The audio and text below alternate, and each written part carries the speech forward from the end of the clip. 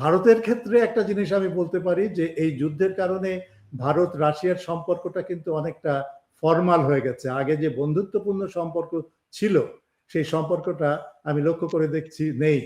কারণ এই হরমুজ প্রণালী বন্ধ হওয়ার কারণে ভারতের যে তেল আমদানিটা সেখানে কিন্তু বড় একটা ঘাটতি দেখা দিচ্ছে এবং তাদের যে স্টক আছে সেটা বেশি দিনের না। সুতরাং তারা অনুরোধ করেছে রাশিয়াকে যে রাশিয়া তুমি আমাকে তেল সরবরাহ শুরু করো।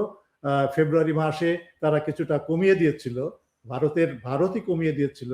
এখন দেখা যাচ্ছে যে ভারত বলছে যে তেল আমাদেরকে দাও এবং রাশিয়া রাজি হয়েছে তেল দিতে, কিন্তু একটা শর্তে। আগে যেখানে রাশিয়া তেল দিত, বিক্রি করত ভারতকে বাজার দর থেকে 10 থেকে $15 কমে, তার মানে যদি ধরেন $60 যদি দাম হয়ে থাকে তো ভারত কিন্তু $45 দিয়ে, আর এই $45 তেল কিনে সে তেলটাকে শোধন করে তার ইয়েতে পরিশোধনাগারে শোধন করে সে ইউরোপে এবং অন্যান্য দেশে রপ্তানি করতো, লাভবান হতো। এখন রাশিয়া বলছে যে না, ওটা শেষ, এখন তোমাকে আমদানি করতে হবে এই বাজার দরে, তার মানে $110-120 মূল্যে কিনতে হবে। তার মানে সেই বন্ধুত্বপূর্ণ পরিবেশ আর রাশিয়া তা ভারতের সাথে নেই।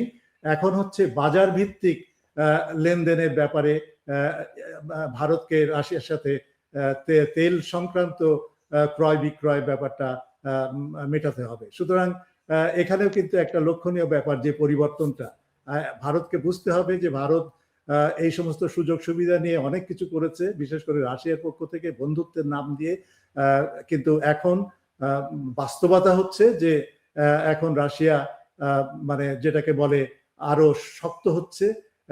ওই বন্ধুত্ব বলে কিছু নেই, এখন হচ্ছে বাজার ভিত্তিক সমস্ত কিছু হবে।